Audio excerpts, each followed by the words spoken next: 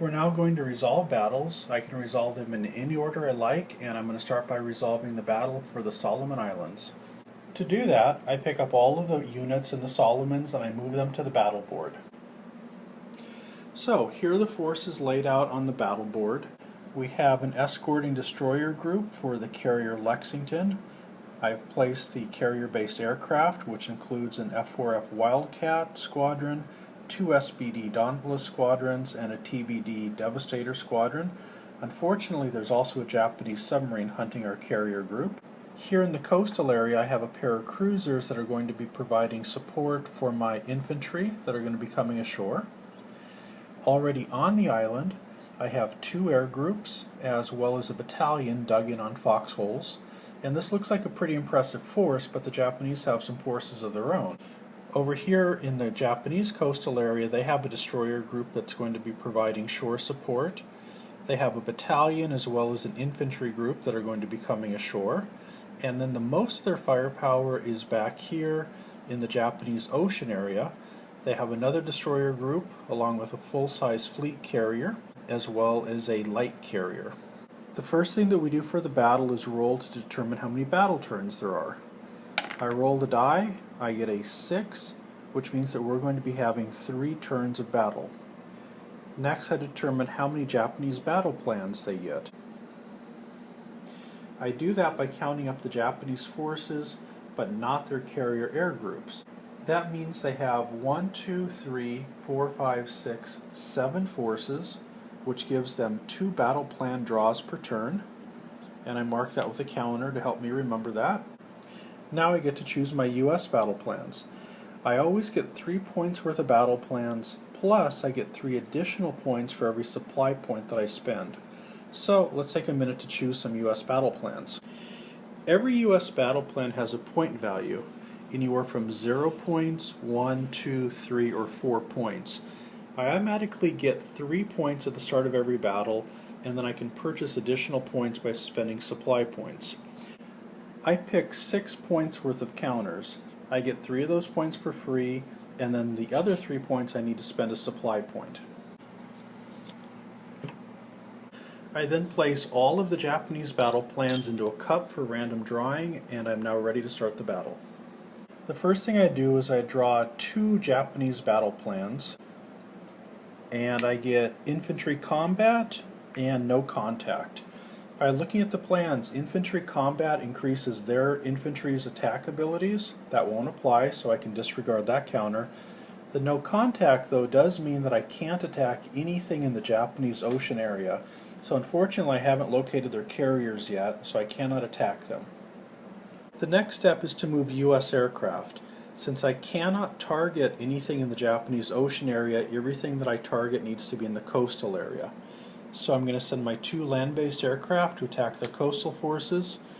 For my carrier aircraft, I'm going to keep my Wildcats back to provide CAP, that's Combat Air Patrol, to protect my fleet against their fighter attacks and bombers.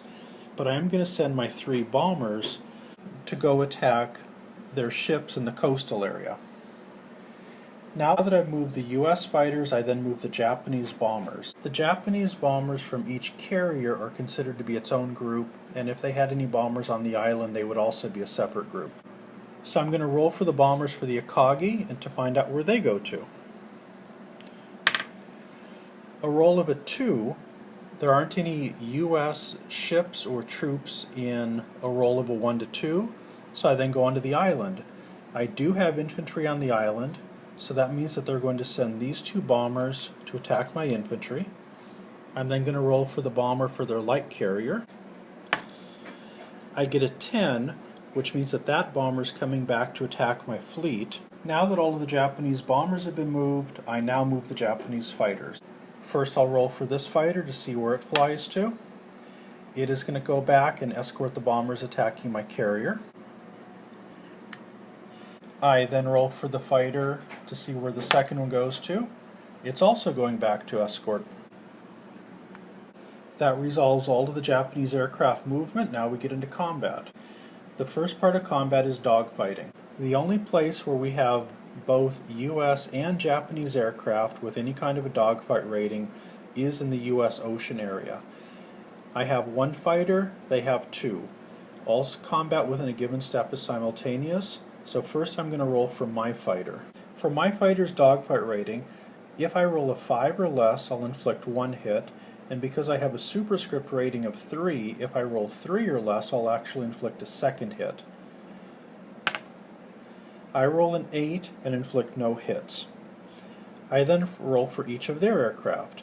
If I roll an 8 or less, they'll inflict 1 hit, 4 or less a second hit. So I roll for the first fighter. He's going to hit me for 2 dogfight hits. Now since I only have 2 steps worth of aircraft in this area, that all by itself is going to destroy both of my Wildcats, so I don't even have to roll for the second fighter. Next, we resolve AAA combat. My ships are going to fire at their incoming aircraft. I have an escorting destroyer. He'll inflict a hit if I roll a 3 or less. He misses. My carrier has a chance to inflict 1 or 2 hits with his superscripted number. He doesn't inflict any hits either. So now I resolve the AAA attacks that their ships get against my aircraft. His destroyer has a AAA combat value of 2. I rolled a 1 for their AAA, so they're going to inflict 1 hit to me. I look at all of my attacking aircraft and it has to go against the least valued aircraft. That's the TBD at value 1. So it gets flipped and is now damaged. That resolves all of the AAA attacks. The next step is bomb runs.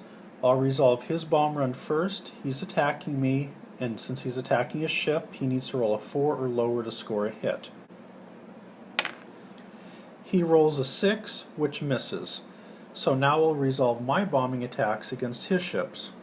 For my attacks, I have 2 rolls of a 4, a roll of a 3, a 2, and a 1. So here's my 2 rolls of a 4. That's a miss. That's a hit, so 1 hit so far. Here's the roll of a 3. That's a miss. A 2 misses, and a 1 hits also, so I inflict 2 hits to him. Now you'll see that each of his transports have a value of 4. His destroyer has a value of only 2. That means I have to apply both hits to the destroyer.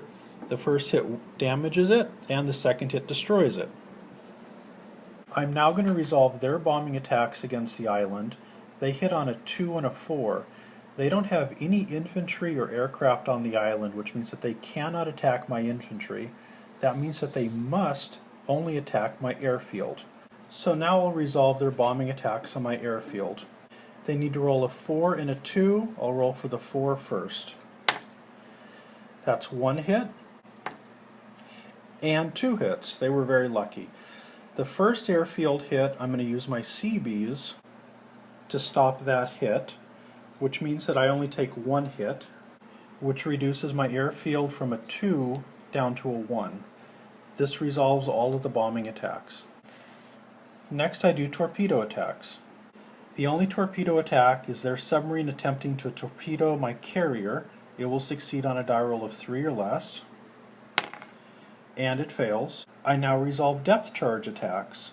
Since there's only 1 submarine, I only get to roll once, so I'll choose to use my destroyer that has a higher value, so I need to roll a 3 or higher to damage their submarine, and I do.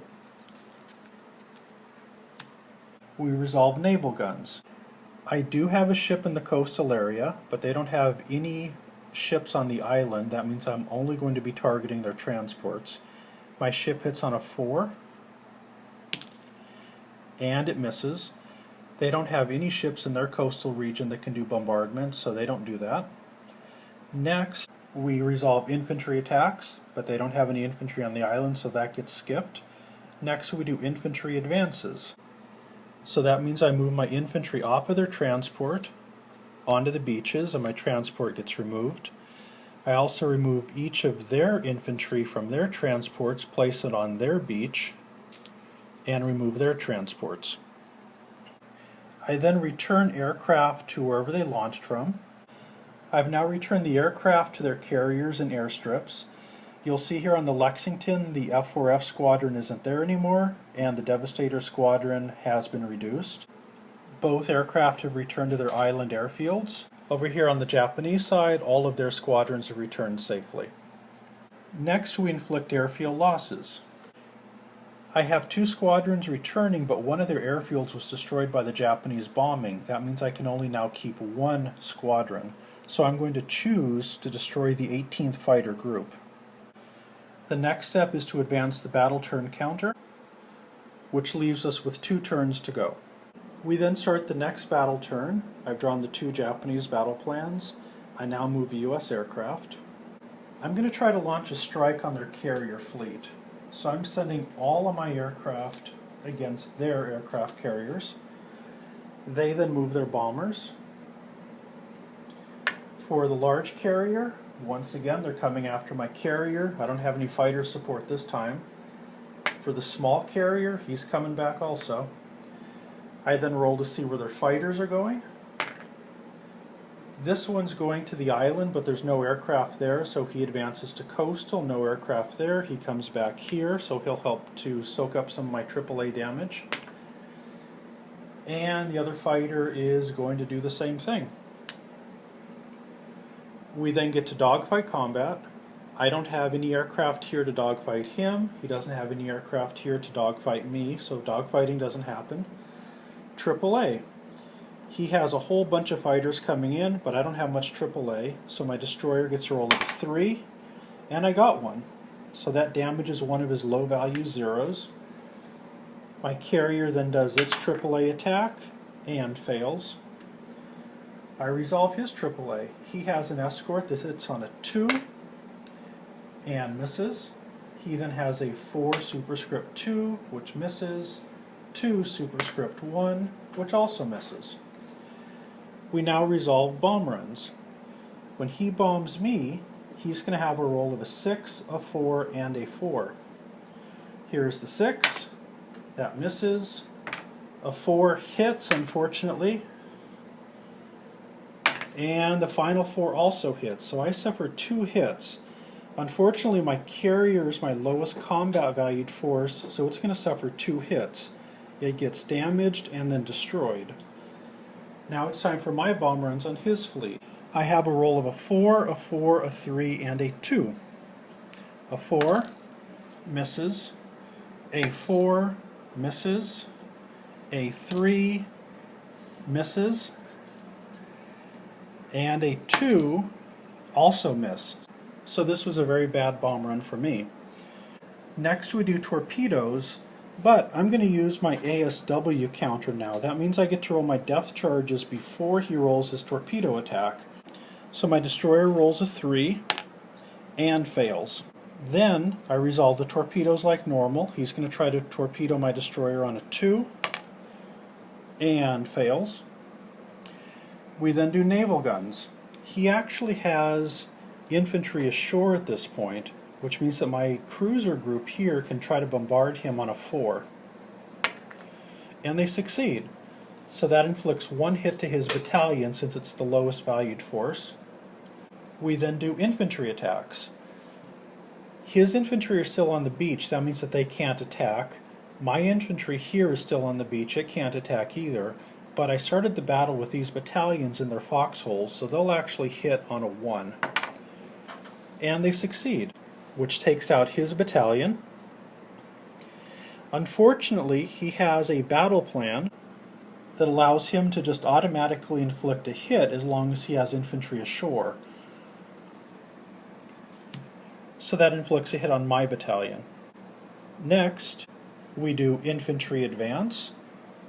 So all of the infantry advance off of the beaches into their foxholes. Then we return aircraft. My aircraft now have a problem. They can't land on a carrier anymore because the carrier was sunk. That means that I lose all of these carrier air squadrons. My Australian squadron returns to its airfield, and all of the Japanese aircraft return to their aircraft carriers. There's no airfield losses to be inflicted, and so now I advance the battle turn counter. I've then quickly resolved the final battle turn. I've taken some losses, we've taken some infantry losses on the island. Unfortunately, he still has a presence there, so this is going to be an ongoing conflict into the second campaign turn. This completes the Battle of the Solomon Islands, And now we move all of the counters back to the Solomon Islands. So now that there's both US and Japanese forces on the Solomons, the objective counter was flipped to its red side to show that it's in conflict and I no longer hold the area.